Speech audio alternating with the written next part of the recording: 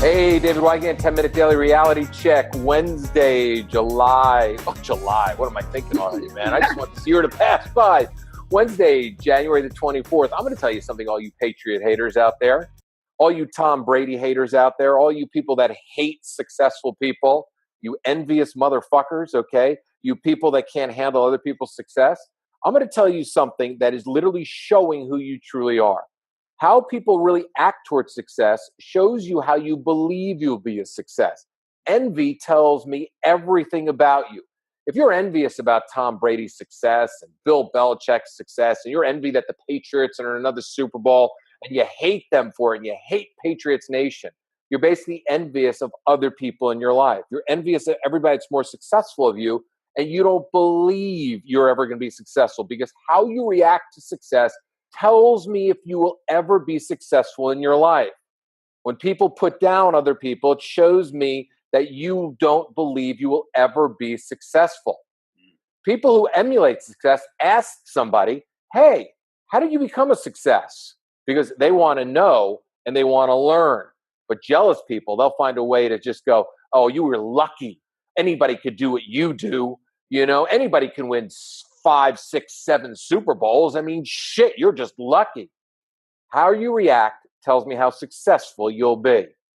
And a lot of people love to do that. A lot of people love to just rip people apart. Let's all rip the Patriots apart till the Super Bowl. Me, I emulate them. Hold on. Go ahead, John. And John, we have someone else on us. Yeah. By the way, John Keegan. By the way, John Keegan here. Okay, so John Keegan and Edith, the new friend of the podcast, is on as well. So Edith is here as well. Go ahead, John. Tell me how you feel when people look at you and they don't say, because you and I look at someone successful and we say, hey, how did you do that? Right? Yeah. Well, I mean, we learn from them. First, we'll get into that. But number one is the Eagles are in the Super Bowl. That's my hometown team. I'll tell you the truth, I didn't watch one game this whole year. Even I know you didn't even watch the championship game. Yeah, I know you didn't. Yeah, I lost the interest a long time ago. But I still am interested. And Edith, I don't think you watched it either. No, right? No. So we're not up to speed, but we'll probably watch the Super Bowl. So because we're a couple posers. But when it comes down to success and how you react, I mean, it's so. And I was actually just watching myself a podcast earlier about a guy who said success is determined. People who walk around with negative emotions all day, people are constantly harping on what's wrong. People are constantly kind of tearing down people that are successful. Those people actually have very limited success in their life. And so all they really can do is have envy and start to and tear people down. Also, when you're in this constant state of a negativity and attacking and anger, your brain isn't functioning wholly. It actually limits your brain to like the size of a walnut, where from say the size of a car, which is just immediately you just become a fraction of yourself but with negative emotion and negative energy. So. And when we get used to reacting a certain way, then when that happens and we constantly reacting negatively, we're creating, basically neural pathways that will just react that way in the future. However, thank God we can become aware that perhaps we're doing this and make a change. But you have to be vigilant, like really vigilant, to keep changing and have faith that in the future I'll be creating new pathways, so it'll be easy for me to react positively. Because reactivity is, like one of the things I think we're supposed to be here on Earth to overcome. What do you think, Edith? So I think among women, I see over and over again that like if another beautiful girl walks in the room, or another successful person is in the room, that somehow our success feels minimized. And when I really started to understand how much work needs to be done in the world, and that out of the crevices comes opportunity after opportunity for all of us. And, I am not diminished and, in the light of another woman or man's success or beauty. That really helped me heal the way I reacted to people's success. And, I think that's a big thing I learned actually from John, where it's like, even in the beginning, I remember when I was healing that kind of jealous quality that I think we all have to kind of walk through, kind of like faking it until you make it, where it's like, well, let me just feed into like uplifting you. And then eventually that does feel honest in you. And I remember I saw that in you. It's one of the things I always said was like, wow, you just give and give and give and uplift people. You are not threatened. And so I think that's a really good practice, is like, if somebody makes you feel uncomfortable, actually speak into what you admire about them, you know? Yeah, that's a great point. Yeah. Let me add to that. That's a great point, and I'll tell you why, for a couple of reasons. It's like, we're all here to learn. And people who hate, haters or people that are jealous, show a much deeper issue. Meaning, you walk into a room and you see somebody that, if I walked into a room and Mark Cuban was there, I'm not going to look at him and go, oh God, that guy got so lucky when he did broadcast.com back in the late 90s. It's like he was just some young guy that got lucky. I would walk over to him and just fucking take advantage of that moment and just go, man, I'll tell you, I've watched your career trajectory and it's pretty fucking amazing. I said, if there's one thing, you can share with me or anybody, what would it be? Because we're here to learn from one another. I look at, going back to the Patriots, and I look at Tom Brady and Bill Belichick. It just seems like every game they're down, they're losing, but yet they seem to always win. You're watching something. It's almost like a machine at work. It's so focused. There's this laser focus that's going on.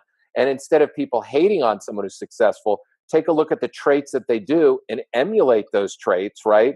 Because jealousy, like you just said, Edith, is one of the most wasted emotions that we can have as human beings.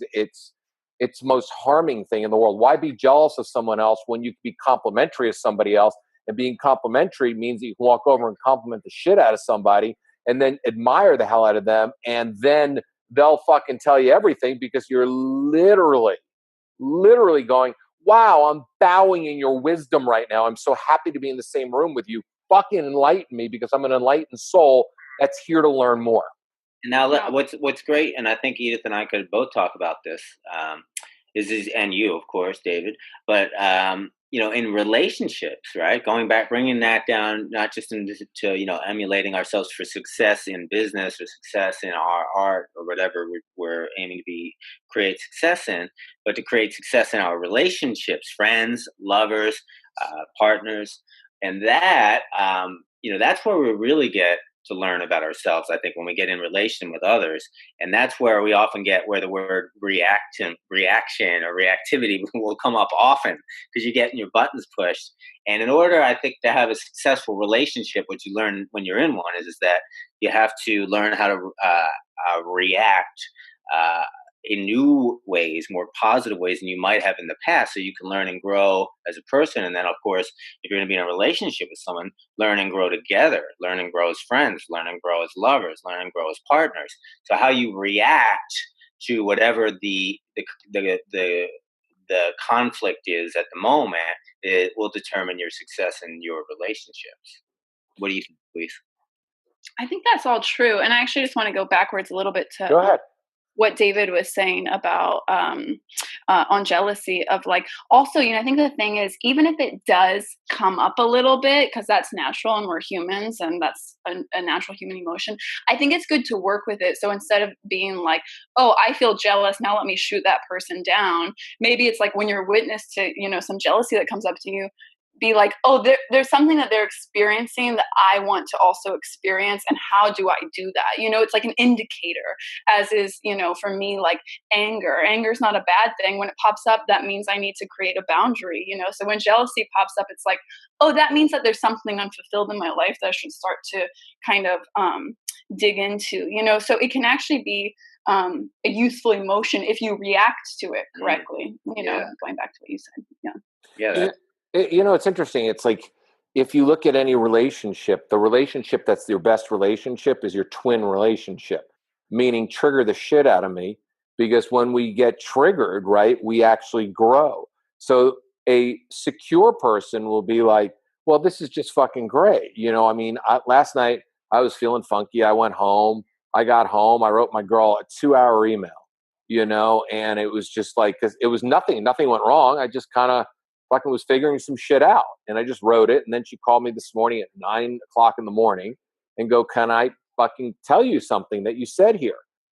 And I listened really carefully, and I said something that I thought was so brilliant, but in reality I was triggered, and she made me see my trigger and my story behind it, and gave me the opportunity to grow as a person instead of me defending myself. Because every time we defend ourselves, we are basically telling the universe that we are not open to learning and growth. Yeah, sure, I'm going to defend my position, right? If you think about it, if someone comes at you with love, there's no reason to defend yourself. They're actually seeing something in you that they're working through as well and giving you the opportunity to heal at the same time. Yeah. That's great. I mean, we could use that in the micro level and the macro as a society, even, what's, so much going on in society that it's important that we be open to, instead of always having a defensive position, right? Well, yeah, and also admire what other people have done and never compare yourself to anybody else. To compare is to despair. Yeah, to compare. Yeah, to compare. It's true. I mean, I never compare. Like, I never look at like someone else's success. Sometimes I'll be like, how the fuck did he do that? A lot of the times, though, that, John, with me, and I'll be like, that's so cool. They built a business like that. Fuck, that's awesome. Well, I can't do that because it's not my interest level, right?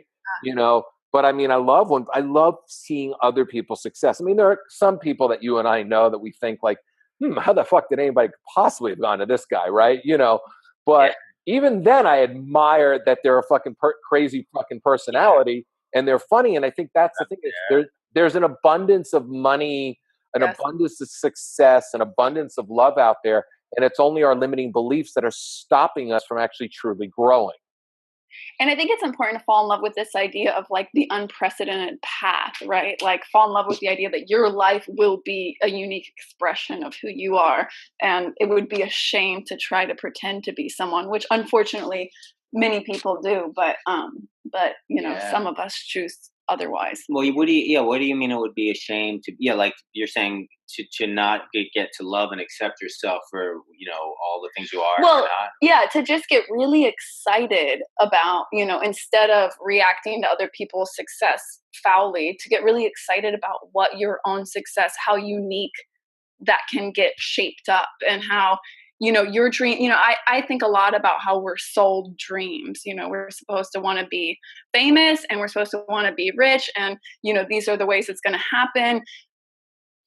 But it's a fake dream, it's just been sold to us. Like, who am I actually? There's this idea of mimetic desire and we just want things because we're imitating the other ones. But then we all arrive there and we're unhappy, right? So I get really excited about like, well, what is uniquely Edith? And so that kind of takes you out of, reacting to other people's success in a foul way because you want to be your own self, right? Plus, their success may not be your success, but you can learn from their success. Like if I see somebody in, John and I's industry and I see them making 5 times money that I'm making, I look at what they're doing and I think to myself, I don't want to do what they're doing. Their success is not really my success. Their path is not my path. My path is a different path. And we need to look at that. And when we meet that person, a lot of people will be like, they want to hate the person immediately. And I think to myself, it's so cool, man. I get to meet someone who's more successful than me. That's an awesome feeling, right? We have to define our own path every day. We have to decide, and success is a day by day, minute by minute practice. It's you don't become successful overnight. People think they become successful overnight, but even the person last year who bought Bitcoin at $300 and made all that money, somebody told them to do that who was more successful than them. They didn't just guess; they talked to people who were more successful, and all of a sudden they invested in it, and all of a sudden they made all this fucking money. I mean, just like Airbnb. Somebody says, hey, go get another apartment. This way your rent can be covered. You hear it from somebody, you take the information in, and all of a sudden you go like, wow, look at this. I am now making this money. So we have to all be receptors of one another and not defenders. We can't hate people. Oh, wow. Right? This is really the great message because there's so much that's a great point. Receptors of one another instead of defenders. I mean, because defense is such an ego-based thing, right? It's just all ego and defending my identity, whatever your identity is. I'm defending it, and as opposed, your identity as compared to whoever the other person or group of people are's identity, and then what tends to happen is no one listens anymore, and people are just angry because they're not listening. They're just getting more and more angry because no one's being a receptor to the other. That's just really a very healing thought, isn't it? I think it is, and I think that's how we're going to end it because we're past 10 minutes. So 10 minutes out, man. John Keegan at the Awakened Lifestyle. Edith, you got a cool little Airbnb in New York. Anybody Anybody wants to rent a room in New York, is there any way they should contact you? Because it's a cute, It's, adorable little place. I think it's cozy 1-bedroom in the heart of Soho. Come visit me. That's right. Cozy 1-bedroom in the heart of Soho. And then the rest of you, you know where I could be found, davidwygant.com. We're bringing John Keegan back this week, next week, and every week because I have heard that people want more of John Keegan. So we'll bring more of John Keegan back. Doesn't bother me at all. We got a bunch of crypto stuff going on too, right? Yeah, we got some crypto. We got some crypto podcasts coming up this week as well. And by the way, we're lining them up. You guys are going to be blown away what's going on over here. Yeah, we're going to make you some money, so you can actually people can emulate your success. Anyway, that is the end of today.